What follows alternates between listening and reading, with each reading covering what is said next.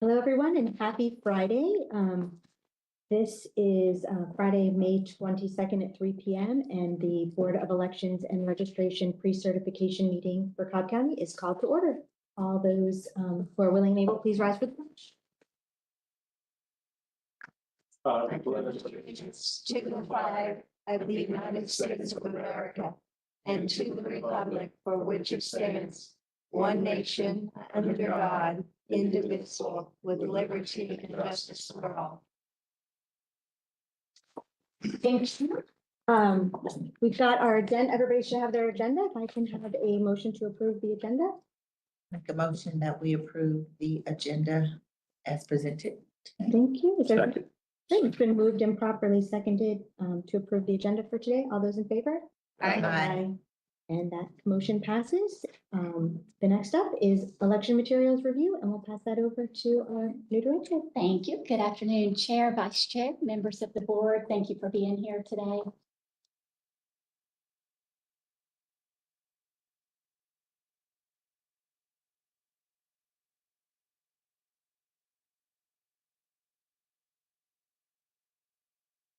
Is.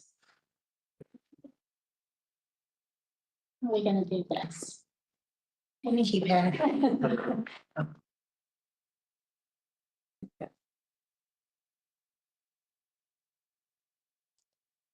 All right, there we go. Okay, so first up, we have outstanding activities. Of course, those are your provisional ballots. And of course, we still have to upload the final official and complete results, and that will take place on Tuesday. Right, and I think you all have a thumb drive with the election material to review. Okay, so now if you'll take a look, those are our unofficial and incomplete results. You can see election day, you have a total ballots cast, 83,217. For Jarvis participation, you see 81,249. And this report was ran as of 2:00 p.m. And that's with a 16.16% turnout. Advanced voting. Ballots cast, 76,648. Jarvis participation, 76,646. We have determined those two voters are vote safe voters, so therefore they wouldn't be showing. Turnout, 14.88%. Absentee by mail matched all the way across with 2,698. And that is a total 162,563. Tell me again the discrepancy on the advanced voting, Yes. please. So those are, it's been determined that those are vote safe voters. So their information, it's not going to show in the report. It's going to show on our report, but not publicly. And that's out of a total of 515,052 eligible voters. You'll see that number in the lower left hand. Right. So that's with the report. Any questions on that? Did we not get a report from Noe? We have not. We are still waiting on that report. So once we get that report in, we'll be able to So reconcile. that's not on here. It's not on there. I do not even have that report yet. Thank you. So I have a question for you. Those that were not entered via the poll pad, how did they get included? So we are giving them credit manually. So I'm about to go through that whole process. And yes, ma'am. So if anyone has any questions, you are welcome to ask me any questions about the process. Awesome. All right. So as you all know, Cobb County voters experienced issues with the poll pads on election day. These issues occurred at 34 precincts out of 148 precincts. Poll workers began reporting these issues to the main office at 7:00 a.m. election day when voting was scheduled to begin. We have determined that these locations impacted include, and I'll go through the list quickly. It's 29 of those: Oregon 04, Powers Ferry 01, East Side 02, Mableton 18, Fair Oaks 04, Pine Mountain 01, Marietta 4C, Marietta 3B, Elizabeth 04, Laster 01, Elizabeth 03, Davis 01, Mableton 4B, Mableton 5A, Soap Creek 02, Terrell Mill 01, Vaughn 01, Big Shanty 01, East Side 01, Elizabeth 01, Marietta 4B, Fair Oaks 02, Britters 01, Elizabeth 02, Mableton 4C, Norton Park 01, Oakdale 01, Smyrna 7A, Oregon 02, Rocky Mount 01, Shallowford Falls 01, Smyrna 2A, Smyrna 6A, and Lost Mountain. If you would like a copy of this list, I can provide that after the meeting. So poll workers are instructed during poll worker training to handle these types of issues. So they are actually trained. If any of the equipment goes down, they are ready and they are prepped to take care of those equipment issues. And the poll workers did an excellent job at conducting these backup procedures. Our SOP and the state guided poll worker training guides provide our poll workers to revert to the paper check-in procedures and use the ballot activation codes, which is exactly what they did, and is why we're able to reconcile as well. So they did an awesome job. Our staff, using the chain of custody, began deploying newly prepped poll pads to these locations at approximately 11:32 a.m. I know that I mentioned we were aware of it at 7 o'clock a.m. However, to download the file to No Ink, it takes approximately 90 minutes. So that's why you're seeing a time of 11:32 a.m. This continued until all locations received new poll pads. 16 of these precincts used the paper backup method. And by that, I'm talking about the paper voter certificate. 10 of the locations had extended opening hours. 14 locations received additional poll pads. So our staff was here constantly prepping the poll pads and getting those poll pads deployed to these precincts that were in need. We have determined that 2 of these precincts had no working poll pads. These were Lassiter 01 and Elizabeth 04. Elizabeth 03 thought none were working, but it was determined that 1 poll pad was actually functional. So they were able to check in the voters on that 1 functioning poll pad. Now, out of the 29 precincts, we have already reconciled 24 of those precincts. Out of these 24 precincts, 18 have reconciled perfectly. That means our poll workers did a great job at the backup procedure. The 6 remaining precincts, we have determined 2 precincts are off by 1. 1 precinct has 2 more ballots cast than check-ins. So we need to reconcile the check-ins here. And 3 more have check-ins than ballots cast. So, I have a question. yes, ma'am. The 20, what's that 29? Because I thought you said there were problems at 34. Let me go. 34 precincts, 29 No locations, location. because Oh, there's co-location. co-locations. Got So it. you kind of have to keep those 2 separate in Yeah. your brain. Yeah. So for poll pads initially deployed, there were 531.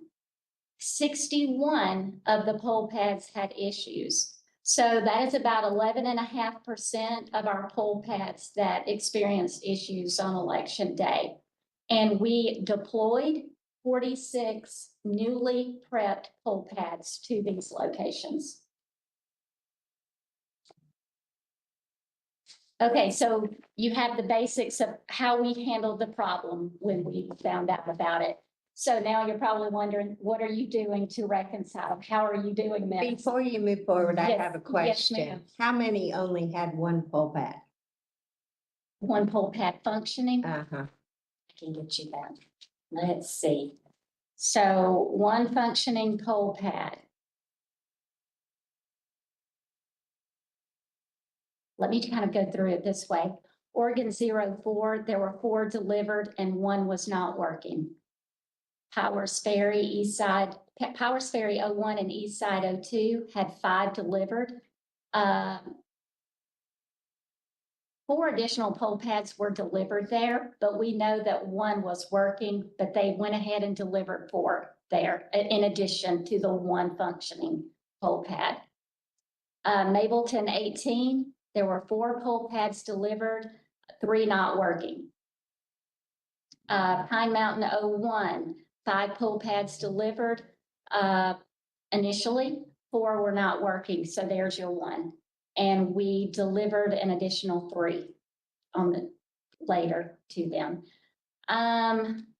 Marietta 3B, 4 pole pads were initially delivered. We had 3 not working, so 1 was functioning there. Elizabeth 04, we had 3 delivered, 3 not working.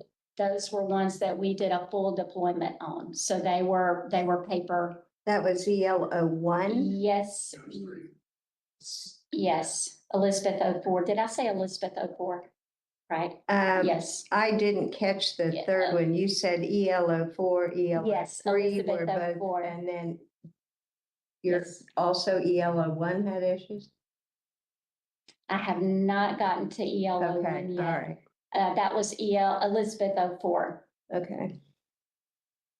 Lassiter 01, there were 4 pole pads delivered initially. 4 were not working. So of course they were using the paper backup procedure, and we delivered their prepped pole pads to them at 11:32 a.m. They were our first delivery.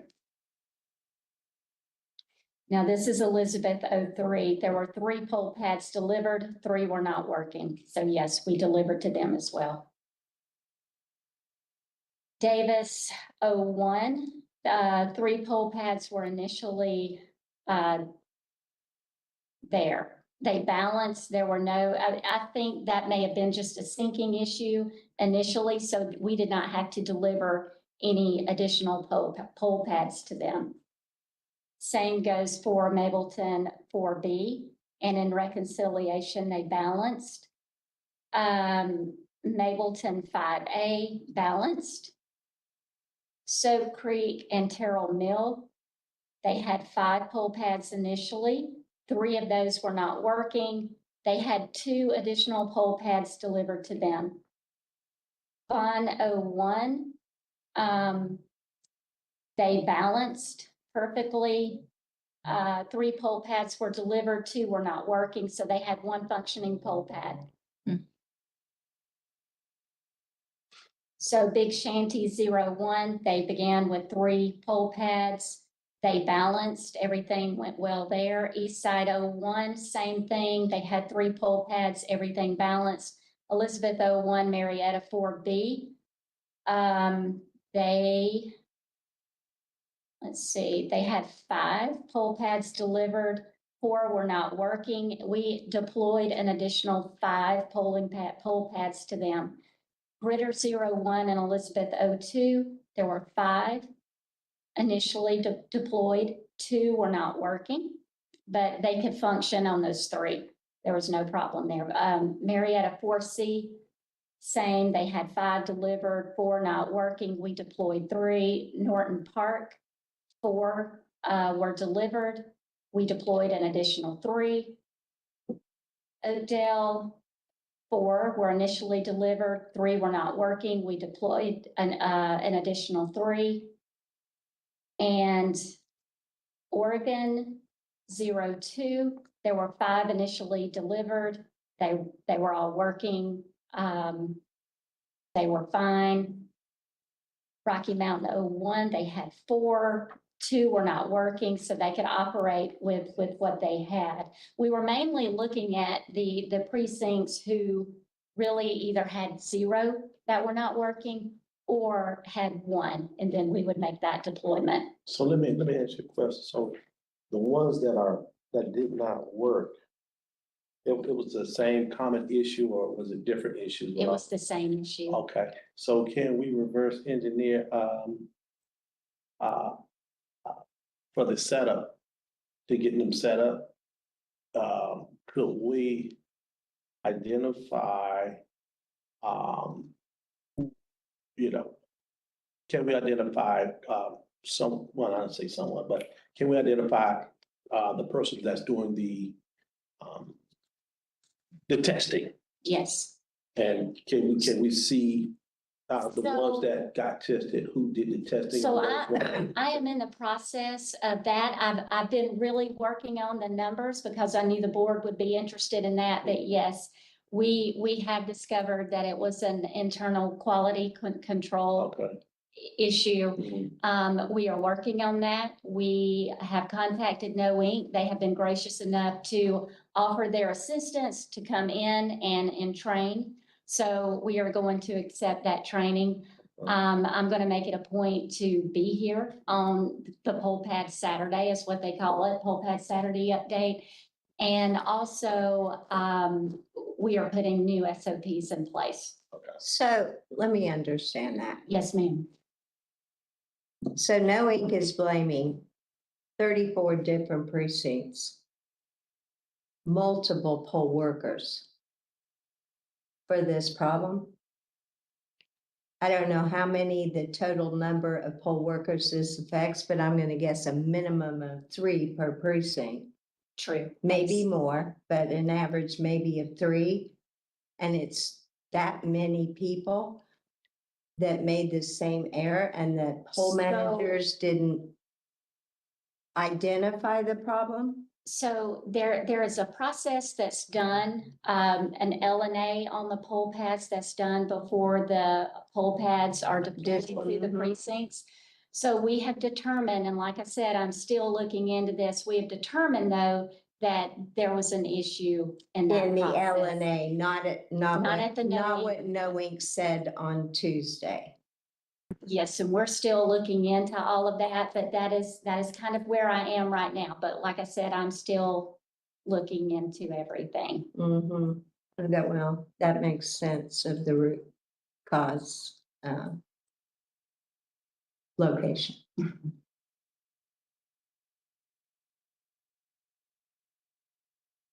So I don't think I've gone over the auditing process of how we were able to reconcile after election day.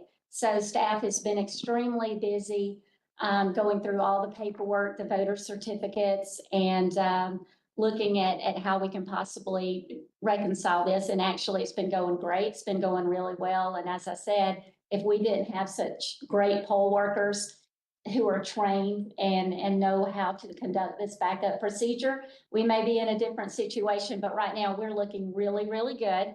So in order to reconcile these numbers, there has to be an audit that's done, an audit that's completed. So the first thing we do is we count the paper voter certificates. We reconcile paper numbered lists with paper voter certificates. We count poll pad voter certificates. We reconcile e-pulse with printed voter certificates. We verify the abandoned ballots. We reconcile the BMD and spoiled ballot and abandoned ballots and known printer issues. We reconcile canceled check-ins and recheck-ins, and we reconcile scanner tapes with the recap paperwork. And we verify any unknown or missing information with poll workers. So we've actually been on the phone with poll managers as well, you know, verifying some of this information. Are there any questions on the auditing process? When you're doing the auditing, do you look at undervotes and overvotes? Yes, ma'am, and we're looking, consider we that? are looking at everything we have. We are comparing scanner tapes. And, you know, as I said earlier, we're waiting on the report from No Inc. Once we get that report, we can start reconciling in that way. However, we know Jarvis is still giving credit. And then we also know our staff are taking the paper voter certificates and giving credit as well. So those numbers are steadily increasing and they will be Those matching. voter certificates that I wanted, that signed, numbered, hand marked voter list. That one? The voters, the voters. Certificate. Yes, when they But check not in. not the hand marked numbered list? Yes, we are checking supplemental list. We're checking everything.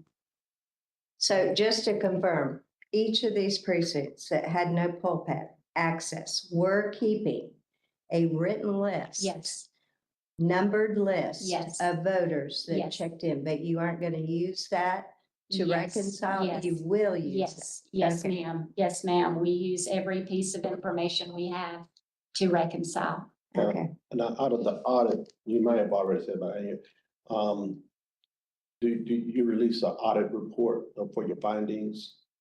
We definitely can if it's requested. Yes, we can do that. And any remediations that may, But You'll that, need to have that them from the- report is not due to the Secretary of State until 10 days after certification, so. They have 30 days to complete their full reconciliation, and that report does go to the Secretary of State. Yeah, So that's Yes, part of the it does. process, and then they have 60 days to actually assign the voters credit in Jarvis. So that's really, we're kind of in the midst of that reconciliation process right now. But there is an official audit report that goes to the Secretary of State for that. but he's already certified, so it's, the due date is 10 days after. Yeah, And that 30-day reconciliation report, like Chair said, it is required and it will also be posted on our website and in the office as well. And just for your own purposes, we have had to recertify before. So that has happened before where we've found something in the process and we've come back together and we recertify. So the law does accommodate for that process of, there may be something that requires us to recertify. Okay, any other questions? All right, so let's move on to the provisionals. I've already just. We did not go through the provisional numbers. Okay, let me find that. I thought that was here. It doesn't have the numbers on the slide. So you probably just have to. Tammy. Where? Center. Gotcha.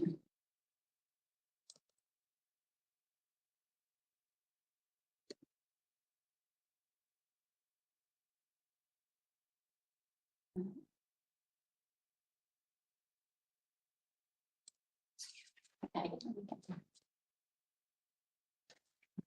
Well, where is okay, here we go. All right. No, can you it's go not. full screen on that? You wrote it. Where? I was gonna Did I? say, I just wrote it down. Y'all, I apologize. I thought I put that on here. The provision. well, we don't usually have those numbers at this point. 'Cause we're kind of. So I will say there are over 200, so that's why we are still really working on that. Over Okay. 200 that are out of precinct or bearing, do you have at least the category So numbers? we had the extended hours. If you all remember, we extended a lot of our hours and some were extended until 8:00 PM. So any voter who votes after 7:00 PM has to vote provisionally. So that's why you're seeing the high number of provisional ballots. So we have a total of 292 provisional ballots, and we know that 2 of those were AIP. 21 of those provisional ballots are still pending. So remember, voters have until 5:00 today to bring in the information needed. 15 of those provisional ballots are rejected, and 256 have been approved. Wow. It's a lot. Some of those are self-curing though. Yes, yes, That's why those are, yes. So, they're self-curing, so they get back here and they get cured, but that doesn't require the voter to come in. Yeah, like if you came in after voting hours, you had to vote provisional, but as long as the information on the certificate checks out, you know. got it. So do you have separate numbers on Uokava? I do not, but I can definitely get those numbers for you. Thank you. You're welcome.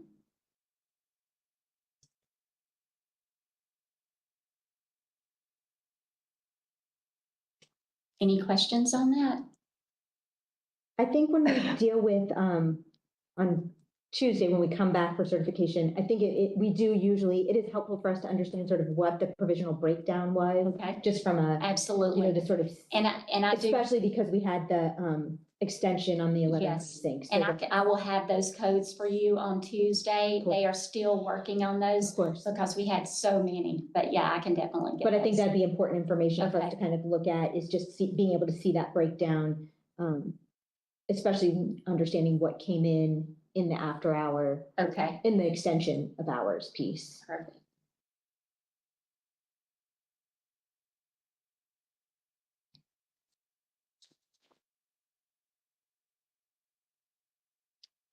Other questions for Lee? I do not have any. Right, that's all I have. Great. Thank you, Lee. I know it's been a crazy Thank week, you. and we appreciate all the staff working long hours to try and get all these Absolutely. They've been issues great. resolved. They've been Are great. they rested? I don't think any of us are rested yet, Including the board. including the board and our attorney. Great. Well, if there is nothing further, our next meeting is actually here on Tuesday. The holidays on Monday, so we'll be certifying on Tuesday, May 26th at 3 p.m. at the election office. And with that, we are adjourned at 3:26. Once you